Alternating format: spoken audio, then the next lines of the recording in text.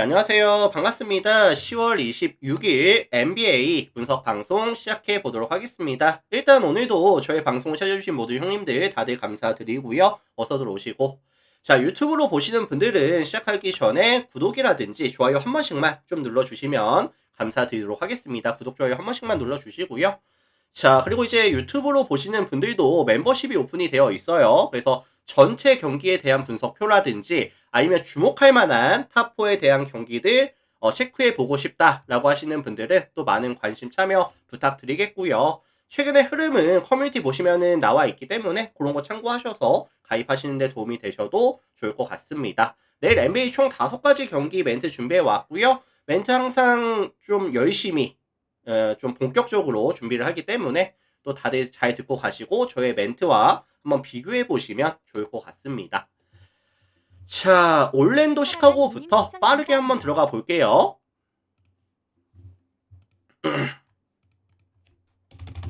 자, 올랜도 시카고 먼저 보도록 하겠습니다. 홈팀 올랜도가 오늘 홈에서 애틀란타를 만나서 경기를 지고 왔죠. 백투백으로 가져가는 경기이다 보니까 조금 체력적인 부담은 있을 수가 있을 거고요. 아마 이제 수비 위주로 약간 다운템포로 가져가면서 경기를 풀어갈 가능성이 높다고 보여지는 경기입니다. 결국 올랜도는 어떤 팀이죠? 수비에서의 강점을 조금 살려줘야 되는 그런 팀이고, 일단은 뭐 감독 같은 경우에도 자말 모슬리 같은 감독부터 이제 수비 중심, 뭐 활발한 좀 로테이션, 아니면은 이런 수비에서의 집중력을 원하는 감독이고요. 수비에서의 강점을 좀 살려줄 수 있는 이 라인업을 또 구성하고 있기 때문에 내일 아마 수비적으로 경기를 풀어갈 가능성이 굉장히 높다라고 생각이 들고 있어요. 반면에 원정팀 시카고 같은 경우에는 지금 아쉬운 점이 뭐냐면은 화이트가 빠집니다. 화이트가 빠지게 되면서 트레 존스와 기디로 지금 백코트를 구성을 하게 되는데 사실 슈팅 능력 자체가 밸류 자체가 조금 떨어진다라는 생각이 많이 들거든요. 그러다 보니까 실제로 지난 경기에서 부젤리스라든지 아니면 부세비치 이런 빅맨들 위주로 경기를 풀어가는 모습을 직전 경기에서 보여줬었죠. 자, 근데 여기서 문제가 뭐냐면은 사실 올랜도 같은 경우에는 방케로라든지 와그너라든지 웨동 카터라든지 이런 프런트에서의 높이라든지 수비 능력 자체가 좋은 팀이다 보니까 얘네들로 경기를 풀어갔을 때 조금 막힐 수가 있다라고 저는 생각을 하거든요. 특히나 이런 4번 포지션에서의 밸류, 방케로라든지 부젤리스가 매치업에 가져갔을 때 부젤리스가 사실 프레임이 되게 얇아요. 프레임이 조금 얇다 보니까 약간 공격에서도 수비에서도 방케로에게 조금 많이 밀릴 수 있는 가능성에 대해서 언급을 조금 드려보고 싶습니다.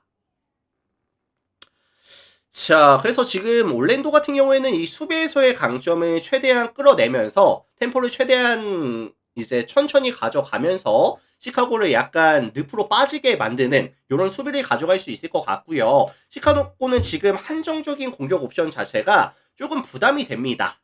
내 원정이기도 하고요. 그래서 요거 종합해 보면은 뭐 올랜도가 원하는 대로, 올랜도 감독이 원하는 대로 다운템포 위주의 수비에서의 강점 보여주는 시카고의 득점에 대한 기대값은 조금 떨어지는 경기가 되지 않을까라는 예상을 조심스럽게 해볼 수 있도록 하겠습니다. 올랜도 승, 그 다음에 이제 5.5 마헨 가능성, 그 다음에 232.5 언더 가능성까지 참고하시면 될 것 같습니다. 올랜도 승, 마헨 승, 언더 가능성까지 참고하세요. KK9258님 추천 감사합니다. 자, 다음 경기 애틀란타랑 오클라호마 경기 살펴보도록 하겠습니다. 애틀란타, 오클라호마. 자, 요거는 사실 오클라호마에 대한 선호도가 조금 높을 것 같아요. 오클라호마가 뭐 순수 팀 밸류에 있어서는 애틀란타보다는 확실히 높은 게 맞긴 하거든요. 자, 그래서 오클라호마에 대한 선호도가 높을 것으로 예상이 되는 상황인데 근데 조금 거슬리는 게 뭐냐면은 오클라호마가 지금 팀 뎁스가 되게 많이 얇아져 있습니다. 뭐 아이제이아 조라든지 뭐 토피, 케니치 윌리엄스, 젤러 윌리엄스, 뭐 카루소 이런 친구들이 빠져 있고요. 뭐 월라스라든지 홍그랜 같은 경우에도 지금 100%의 컨디션이 아니다라고 보여지고 있기 때문에 뎁스가 굉장히 얇아져 있습니다. 그리고 지금 또 하나의 문제가 뭐냐면은 이 오클라호마가 2승을 가져갔어요. 근데 2승을 가져가는 그 과정 자체가 되게 어려웠습니다. 휴스턴을 만나서 2차 연장까지 가져갔었고 2차전 인디애나 만나서도 2차 연장까지 가져가면서 지금 팀 전체적으로 약간 에너지 레벨 자체가 많이 떨어져 있는 구간? 체력적으로 나 힘들어. 약간 요런 구간이라고 보시면 될 것 같거든요. 게다가 지금 주전의 의존도가 많이 높아져 있는 구간이라고 한다면은 과연 애틀란타의 윙 자원들의 에너지 레벨을 감당할 수 있겠느냐. 뭐 다니엘스라든지 제론 존슨이라든지 뭐 크레이, 뭐 류에 이런 친구들이 굉장히 많은 움직임을 가져가면서 오프볼 움직임 가져가면서 오클라호마의 체력을 쏙쏙 빼먹을 수 있는 운영을 가져갈 거거든요. 그래서 최근에 이런 이제 좀 타이트한 일정이라든지 아니면 좀 얇아져 있는 이런 뎁스 자체가 이렇게 에너지 레벨 높은 팀을 만났을 때 나타날 수 있는 이런 좀 리스크들 생각을 안 할 수가 없다.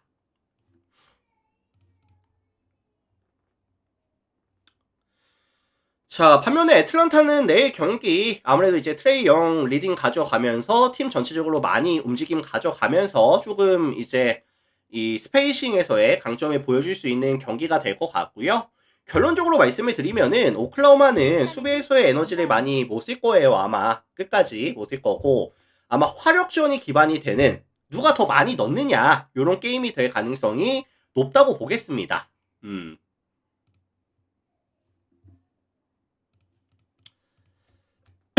그래서 요거는 제가 봤을 때는 애틀란타 뭐 플랜이라든지 좀 플랜이라든지 아니면은 이제 다득점에 대한 가능성까지 235.5 오바 가능성까지 언급을 드려보도록 하겠습니다. 참고하시면 될 것 같아요.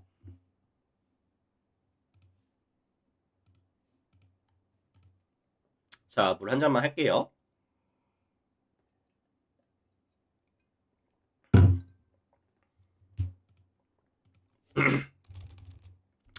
자, 다음 경기 필라델피아랑 샬럿 경기 살펴보도록 하겠습니다. 필라델피아 샬럿. 자, 이 매치업은 이제 다득점에 대한 선호도가 조금 높을 것 같아요. 다득점에 대한 선호도가 높을 것 같은데 샬럿이 이제 브루클린을 만나서 보여준 화력이 정말 괜찮았거든요. 득점을 136득점을 가져갔습니다. 뭐 지표가 많은 건 아니지만 어쨌든 화력이 되게 좋았다. 특히나 뭐 라멜로 볼이라든지 브랜드 밀러 같은 이제 백코트 자원들에 대해서 굉장히 많은 움직임을 가져가면서 뭐 크누페이라든지 브리지스라든지 전부 다 이제 3점을 던져줬고요. 이제 벤치 구간에서도 뭐 섹스턴이라든지 트레맨이라든지 뭐 이런 살룬이라든지 외곽에서 좀 터져주다 보니까 굉장히 많은 3점 시도와 높은 메이드 확률 가져가면서 화력으로 상대를 찍어 누르는 모습을 보여줬어요. 자, 근데 이제 홈팀 필라델피아 같은 경우에도 사실 백코트에서 오픈 찬스를 꽤나 많이 주고 있거든요. 백코트에서 오픈 찬스를 꽤나 많이 주고 있기 때문에 샬롯의 화력이 좀 유지가 될 수 있는 가능성을 말씀을 드리고 싶거든요. 뭐 필라델피아의 수비가 뭐 지난 시즌이나 지지난 시즌 같이 조금 잘 된다, 압도적이다 이런 느낌은 사실 안 들어요. 이번 시즌에는. 그렇기 때문에 외곽에서 아마 많은 찬스가 날 겁니다. 샬럿은.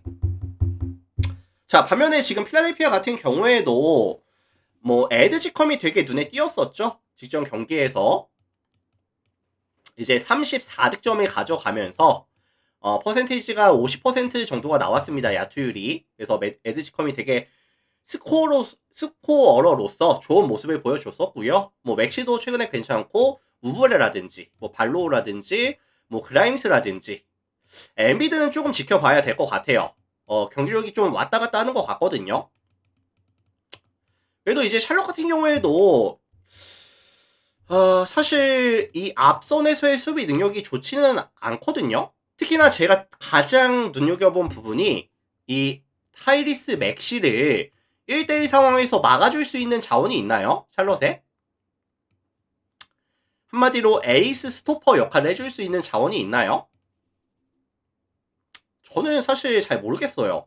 그래서 맥시가 미쳐 날뛰면서 샬럿이 외곽에서 좀 터져주면서 화력전에 대한 가능성에 대해서 좀 언급을 드리고 싶습니다. 샬럿은 아마 템포 빠르게 가져갈 거고 필라의 템포가 빠르지는 않지만 야투가 터져주는 느낌의 경기 정도?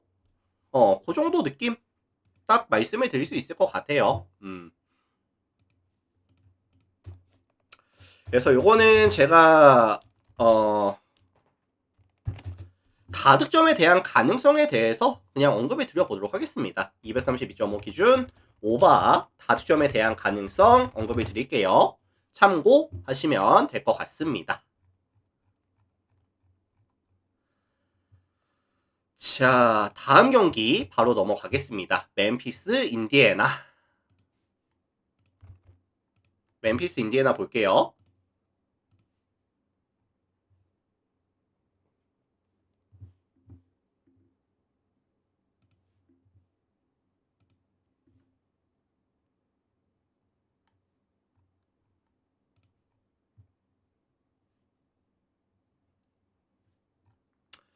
자, 멤피스 인디애나 보도록 하겠습니다.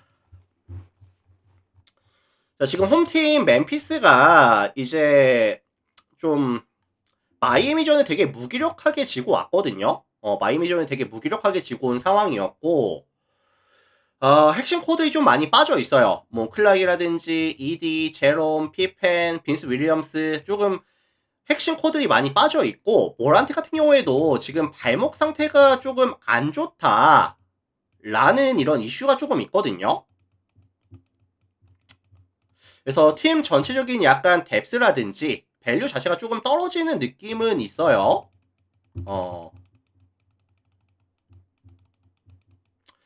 그리고 내일 백투백 경기인데 사실 멤피스가 이제 출전 시간들을 되게 좀 뭐라고 해야 되죠? 너프하게 잘 잡아줬습니다. 많은 출전 시간을 주전들에게 부여를 하지 않았고요. 오늘 조금 처참하게 발렸기 때문에 내일 경기를 좀 잡아내겠다. 약간 요런 스탠스를 보여줬다. 라고 저는 생각을 하기는 해요. 자, 반면에 원정팀 인디애나는 지금 문제가 뭐죠? 1번이 없어요. 1번이 없습니다. 할리버튼이 지금 시즌 아웃이 됐고요. 맥코넬 같은 경우에도 지금 볼을 그나마 만져줄 수 있는 자원인데 빠졌고 이 자리를 메꿔줬었던 네마드 같은 경우에도 지금 어깨 부상으로 빠지게 되거든요. 그러다 보니까 셰퍼드가 지금 올라옵니다. 셰퍼드에다가 이제 맥서린이라든지 네스미스 이렇게 지금 구성이 되는 상황인데 지금 내일 양 팀의 경기를 예상해 보면은 어떤 경기가 펼쳐질까요?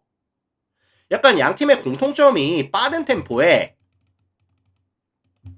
약간 속도전으로 가져갈 가능성이 되게 높다고 봐요. 근데 이제 모란트가 있는 이 멤피스와 1번이 조금 애매한 인디애나의 맞대결이라고 한다면은 이 속도전을 셰퍼드가 과연 버텨줄 수 있겠느냐, 이게 가장 큰 변수라고 저는 생각을 하거든요. 아마 좀 말도 안 되는 실책이 최소한 뭐 두세 번 이상은 좀 나오지 않을까, 약간 요런 좀 불안감이 있습니다. 그리고 지금 멤피스는 모란트가 빠지는 구간에서도 이제 스몰이라는 선수가 그래도 꽤나 잘 이제 리딩을 해주고 있거든요. 자, 그래서 요거는 사실 1번이 조금 애매한 인디애나가 상성에서 좀 많이 밀리는 듯한 느낌? 게다가 원정에서 가져가는 이런 리스크도 있다 보니까 멤피스가 굳이 역배를 받을 이유가 있을까? 뭐 이런 생각이 좀 들었습니다, 저는. 그래서 요거는 뭐 멤피스 플랜이라든지 아니면 역배라든지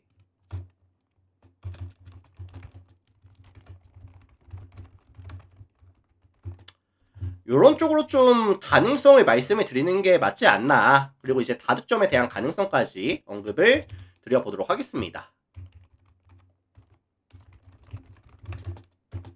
참고하시고요. 아마 오늘 인디애나가 그 1번 포지션이 없는 그 리스크가 조금 많이 보여질 것 같아요. 경기 내내, 진행되는 내내 좀 보여질 것 같습니다. 참고하시고.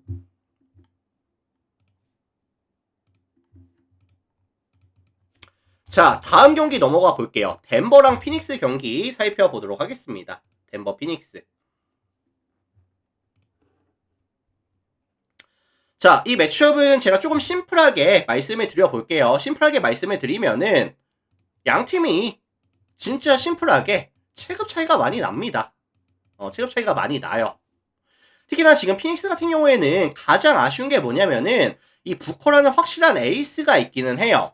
근데 이 친구에 대한 의존도가 지금 너무 높거든요.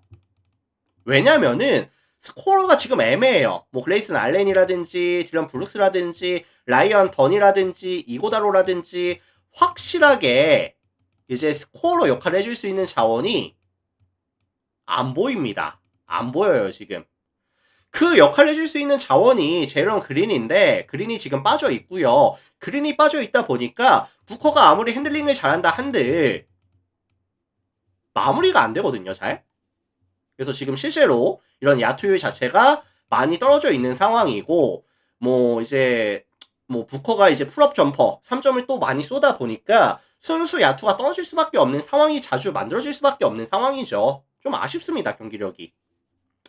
자 반면에 홈팀 덴버 같은 경우에는 이번 시즌 머레이가 돌아왔고요. 머레이가 돌아왔고 직전에도 말씀을 드렸지만 뭐 브루스 브라운이라든지 티마주라든지 뭐 발란슈나스라든지 오프 시즌에 영입을 되게 잘했어요. 그러다 보니까 지금 이런 스타팅 멤버와 벤치 멤버의 이런 그 밸류 차이가 많이 줄어들었거든요. 특히나 이 요키치가 없을 때 버텨줄 수 있는 발란슈나스의 영입은 꽤나 유의미한 시즌을 보낼 수도 있겠다라는 생각이 좀 많이 들었습니다.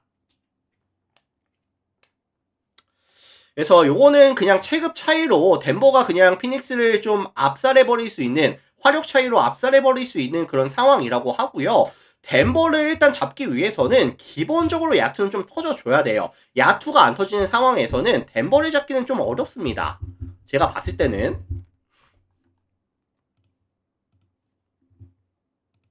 그래서 요거는 덴버에 대한 승리 가능성을 말씀드리고 싶고요. 그 다음에 이제 핸디캡이 12.5죠? 12.5라는 핸디캡이 잡혀 있는데, 이게 단순하게 계산해서 5번의 포지션을 이상의 리드를 가져갈 수 있겠느냐? 저는 가능하다고 봐요. 그래서 가능성에 대해서, 마인 가능성에 대해서 언급을 드려보고요. 그 다음에 생각보다 피닉스의 득점에 대한 지원이 잘 안 될 가능성이 높다고 보기 때문에 235.5 기준 했을 때 언더에 대한 가능성까지 말씀을 드려볼게요. 자, 그래서 요거는 요렇게 정리가 될 것 같습니다. 덴버 승, 일방적인 승, 아니면 저득점에 대한 가능성까지 언급을 드려보도록 하겠습니다.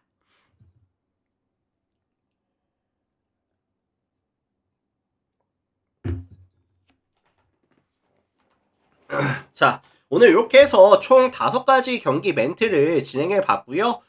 유튜브로 보시는 분들, 오늘 저의 분석 멘트가 뭐 도움이 됐다든지, 뭐 잘 들었습니다 라고 하시는 분들은 나가시기 전에 구독, 좋아요 한 번씩만 눌러주시면 감사드리도록 하겠습니다. 구독, 좋아요 한 번씩만 부탁드릴게요. 자, 유튜브는 이렇게 해서 일단은 마무리 지을 거고요. 다들 고생 많으셨습니다.